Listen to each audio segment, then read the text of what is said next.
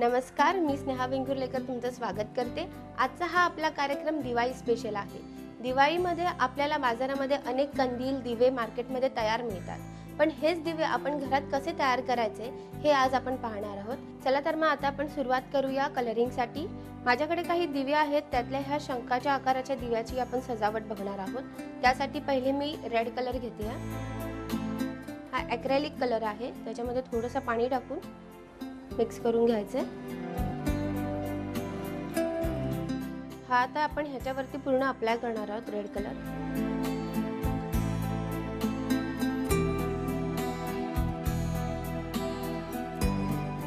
Acrylic रंग लवकर सुकतात, त्यासाठी आपण त्याचा एक बेस कलर लवकर मारून घ्यायचा आणि मग त्यावर इतर रंगांनी डिझाइन करायची।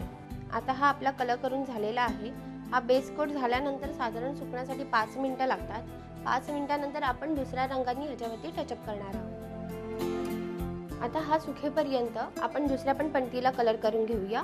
दुसऱ्या पंतीचा आकार थोडा वेगळा आहे, त्यासाठी मी वेगळ्या रंगाचा वापर करेन। त्यासाठी मी ग्रीन कलर घेते। ग्रीन कलर मध्ये पुन्हा पाणी आणि थोडंसं थिकनेस असं पातळ करून घ्यायचं। पुन्हा ह्याला एक बेस कोट मारून घ्यायचं।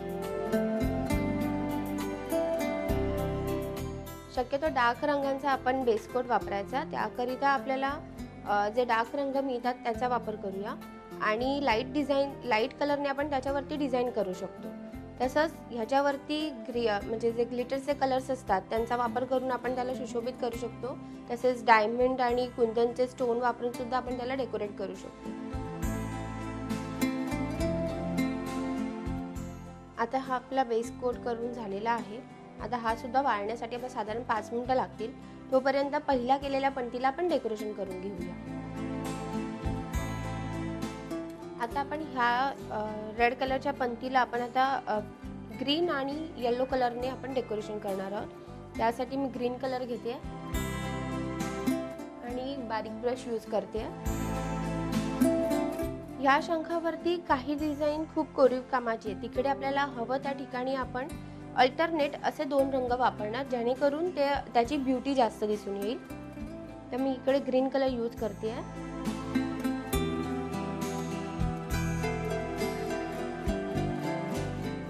आता हे माझं ग्रीन कलरचं डेकोरेशन करून झालेलं आहे। ह्याला सुकण्यासाठी साधारण 5 मिनिटं लागतील। तोपर्यंत आपण दुसरी करून घेऊया। ह्याला डेकोरेशन करण्यासाठी आता मी रेड कलर यूज करते।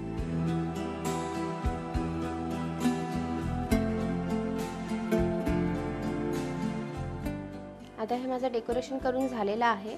आता ह्याला वाळण्यासाठी मी ठेवते आणि पुन्हा पहिली वाली आपली पंती घेऊन डेकोरेशनला सुरुवात करते। या 2 रंगांच्या अल्टरनेट मी येलो कलर यूज करते।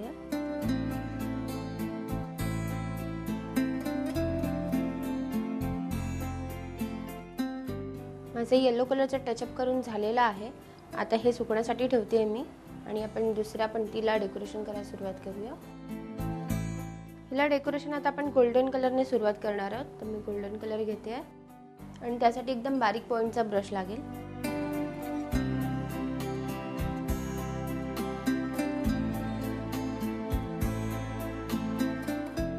हा आता दिवा तयार झालेला आहे। त्याला आपण सुकण्यासाठी ठेवूया आणि जो अगोदरचा दिवा आहे त्याला आपण गोल्डन कलरने डेकोरेशन करून घेऊया।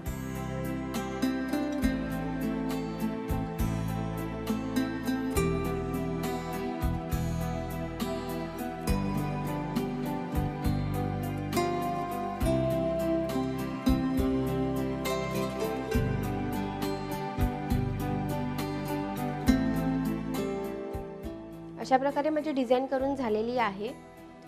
वेगवेगळ्या रंगांचा वापर करून वेगवेगळ्या डिझाईन्सचे दिवे तुम्ही तयार करू शकता, डिझाईन्स करू शकता आणि तुमची दिवाळी तुम्ही तेजोमय साजरी करू शकता। धन्यवाद।